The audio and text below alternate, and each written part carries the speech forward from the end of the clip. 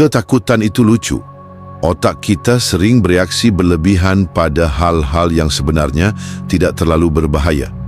Penolakan, misalnya. Ketika seseorang bilang tidak, otakmu bereaksi seolah-olah kamu baru saja terpukul atau terluka.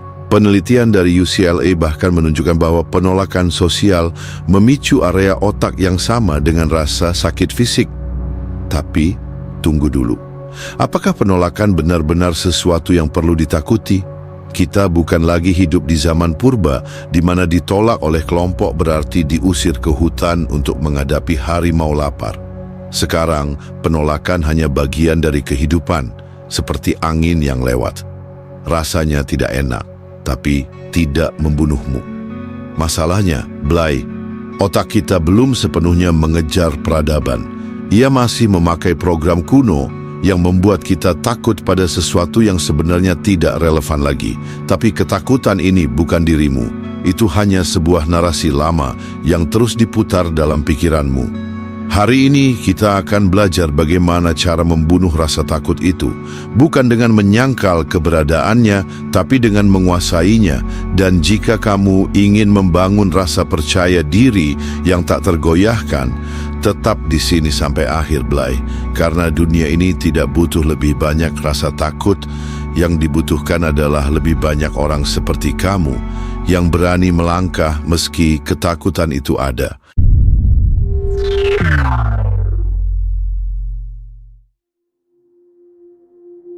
Kesan pertama itu seperti cuaca di pagi hari, kadang cerah, kadang mendung, tapi tidak pernah menentukan bagaimana keseluruhan harimu.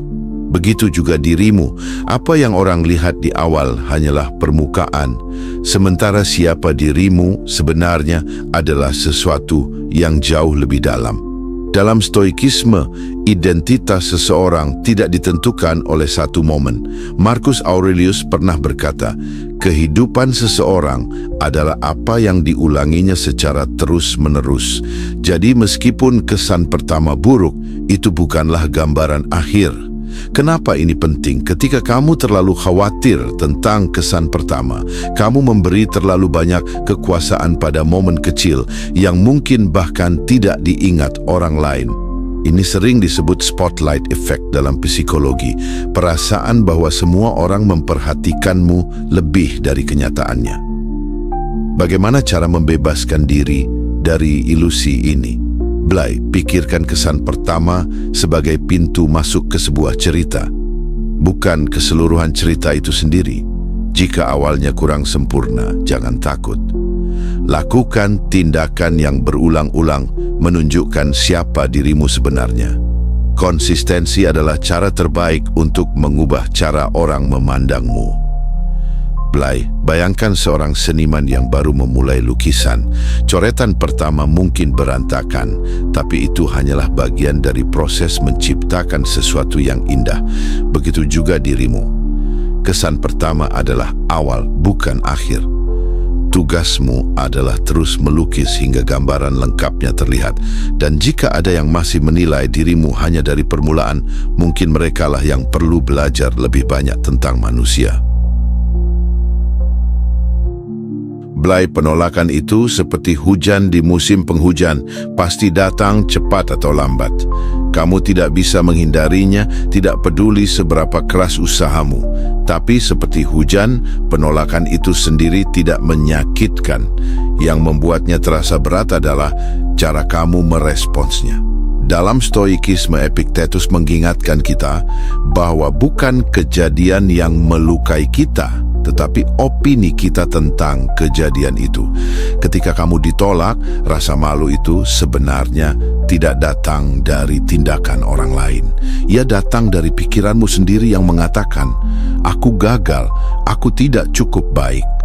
Kenapa ini penting?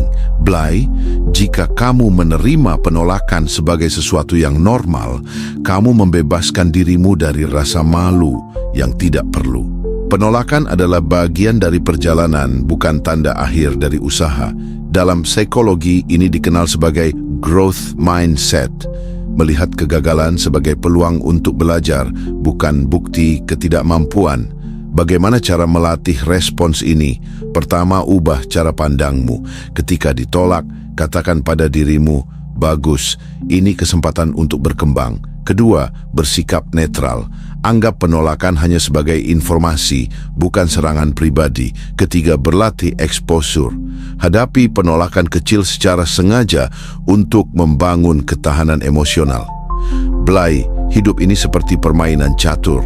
Kamu tidak bisa menang tanpa kehilangan beberapa bidak di perjalanan. Penolakan hanyalah langkah mundur untuk melancarkan serangan berikutnya. Dan rasa malu, itu hanya langkah keliru yang bisa kamu perbaiki kapan saja. Hidup itu seperti melempar dadu. Semakin sering kamu melempar, semakin besar peluangmu mendapatkan angka yang kamu inginkan. Tapi apa yang sering terjadi? Banyak orang berhenti mencoba setelah 1 atau 2 kali gagal, seolah-olah dunia ini hanya memberi mereka satu set kesempatan. Faktanya dunia ini tidak kekurangan peluang. Yang kurang hanyalah keberanian untuk terus mencoba. Dalam stoikisme, ada prinsip amor fati, mencintai takdir. Artinya, menerima setiap hasil dengan lapang dada. Baik itu keberhasilan atau kegagalan, karena keduanya adalah bagian dari perjalananmu. Kenapa ini penting? Blay, jika kamu melihat hidup sebagai permainan angka, setiap tidak yang kamu terima sebenarnya mendekatkanmu pada ya. Dalam psikologi, ini dikenal sebagai hukum probabilitas. Semakin banyak tindakan yang kamu lakukan, semakin besar kemungkinan kamu mencapai hasil yang diinginkan. Bagaimana menerapkan pola pikir ini? Pertama, ubah fokusmu dari hasil ke usaha. Jangan terlalu terobsesi dengan hasil setiap kali mencoba. Fokuslah pada seberapa sering kamu melangkah maju. Kedua, buat target angka. Misalnya, jika kamu mencari pekerjaan, targetkan mengirimkan 50 lamaran, bukan hanya 1 atau 2. Ketiga, lihat penolakan sebagai bagian dari statistik. Anggap setiap penolakan seperti angka dalam permainan. Semakin banyak kamu bermain, semakin besar peluang menang. Blay, bayangkan seorang pemanah yang terus-menerus menembak ke sasaran. Setiap panah yang meleset hanya membuatnya lebih ahli untuk tembakan berikutnya. Hidupmu juga seperti itu.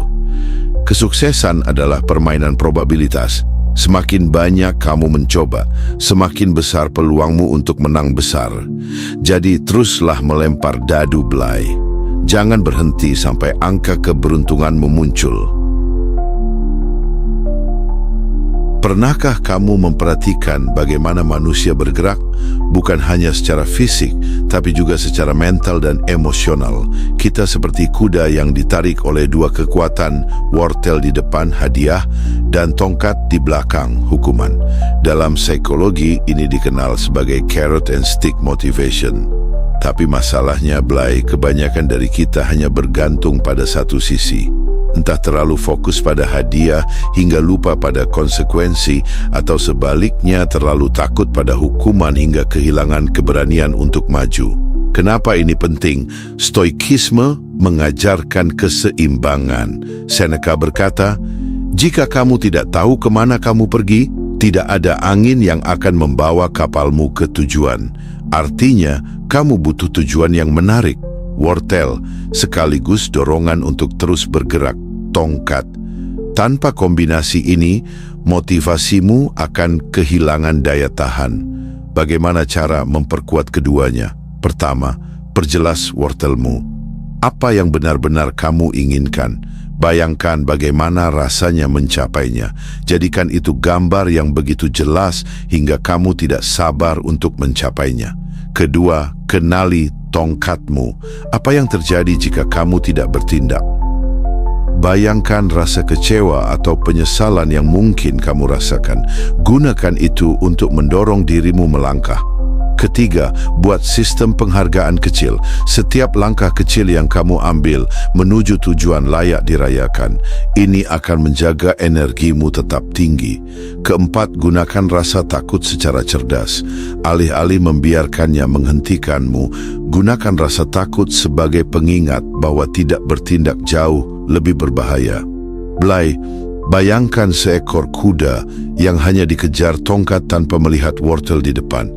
ia mungkin lari, tapi tidak tahu kemana. Sebaliknya, jika hanya wortel tanpa tongkat, ia mungkin tidak pernah bergerak sama sekali.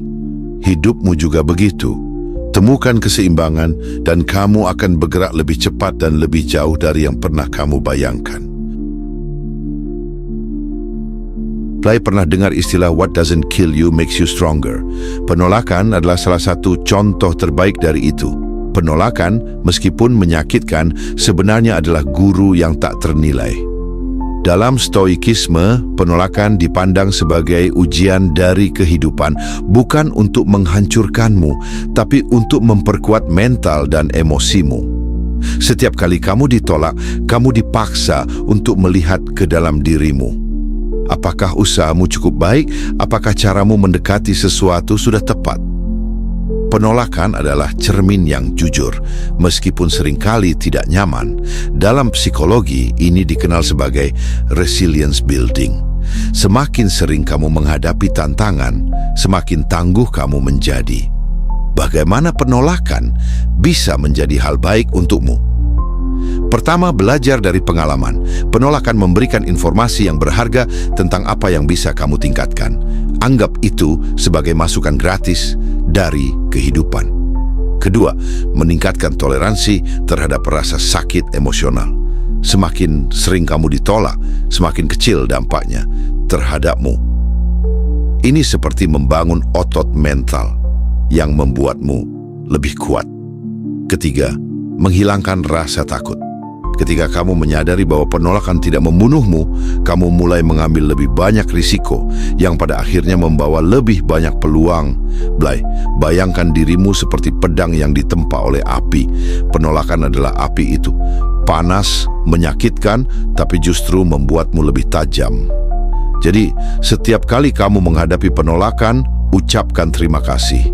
Itu adalah kesempatan untuk tumbuh, bukan alasan untuk menyerah.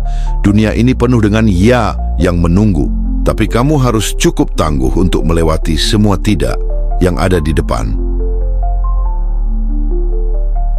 Mari kita lihat penolakan dari sudut pandang baru. Penolakan itu bukan tentang kamu yang tidak cukup baik. Sebaliknya, itu hanya tanda bahwa kamu dan situasi itu bukan pasangan yang cocok. Penolakan adalah seleksi alami yang membantu kamu menemukan tempat di mana kamu benar-benar bisa berkembang. Seringkali kita melihat penolakan sebagai refleksi dari nilai diri kita. Padahal dalam realitas hidup itu hanyalah masalah kecocokan. Dalam stoikisme, Epictetus mengajarkan bahwa kita hanya bertanggung jawab atas hal-hal yang berada dalam kendali kita, dan penerimaan orang lain bukan salah satunya. Dalam psikologi, ini sejalan dengan konsep person-environment fit. Jika sesuatu tidak cocok, itu bukan berarti kamu salah. Itu hanya berarti ada tempat atau orang lain yang lebih cocok untukmu. Bagaimana mengubah sudut pandang ini? Pertama, rasionalisasi situasi. Ketika ditolak, tanyakan pada dirimu, apakah ini benar-benar tentang diriku atau hanya soal preferensi orang lain? Kedua, fokus pada peluang berikutnya. Setiap pintu yang tertutup memberitahu kamu untuk mencari pintu lain yang lebih sesuai. Ketiga, hindari personalisasi. Jangan mengambil penolakan secara pribadi. Itu bukan tentang dirimu sebagai individu, tapi tentang dinamika yang tidak selaras. Bayangkan kamu mencoba sepatu di toko. Jika ukurannya tidak pas, apakah itu berarti ada yang salah dengan kakimu? Tentu tidak. Itu hanya berarti kamu perlu mencari sepatu lain yang lebih sesuai. Begitu juga dengan hidup ini. Penolakan adalah tanda bahwa ada sesuatu yang lebih cocok menunggumu di luar sana. Jadi, alih-alih merasa terluka, anggap itu sebagai peta untuk menemukan tempat yang benar-benar milikmu. Jika ada satu hal yang benar-benar membebaskanmu dari rasa takut akan penolakan, itu adalah memiliki pilihan. Bayangkan dirimu bukan sebagai seseorang yang terus-menerus mengejar peluang, tapi sebagai seseorang yang menciptakan peluang. Fokuslah untuk menjadi pribadi yang menarik, kompeten, dan bernilai, sehingga kamu tidak hanya bergantung pada satu pintu yang terbuka. Dalam stoikisme, ada ajaran tentang mengendalikan apa yang bisa kamu kendalikan. Marcus Aurelius mengatakan, hiduplah dalam kehormatan, sehingga orang lain tidak bisa merendahkanmu. Artinya, ketika kamu membangun dirimu dengan kemampuan dan karakter yang kuat, dunia akan mulai memperhatikan. Ketika kamu memiliki banyak pilihan, penolakan kehilangan kekuatannya. Dalam psikologi ini dikenal sebagai locus of control internal, kepercayaan bahwa kamu memiliki kendali atas hidupmu. Orang yang memiliki banyak opsi lebih percaya diri karena mereka tahu bahwa satu kegagalan bukanlah akhir dari segalanya.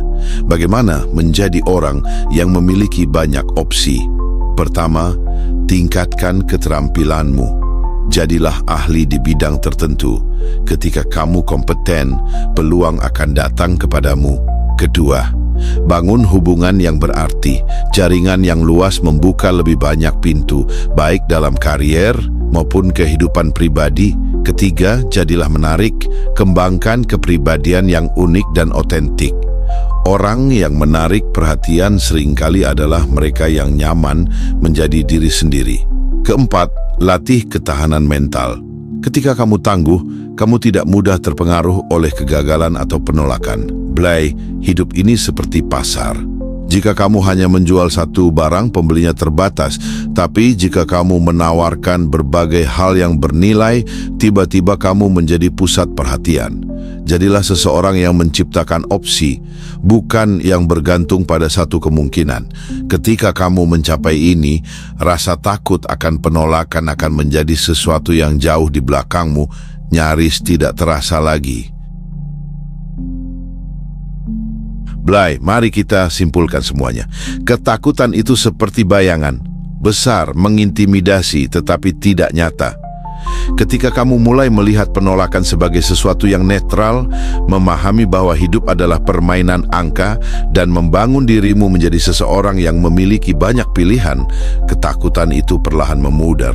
Ingatlah, Blay, stoikisme mengajarkan bahwa kebahagiaan dan rasa percaya diri tidak bergantung pada apa yang terjadi di luar, tapi pada bagaimana kita meresponsnya.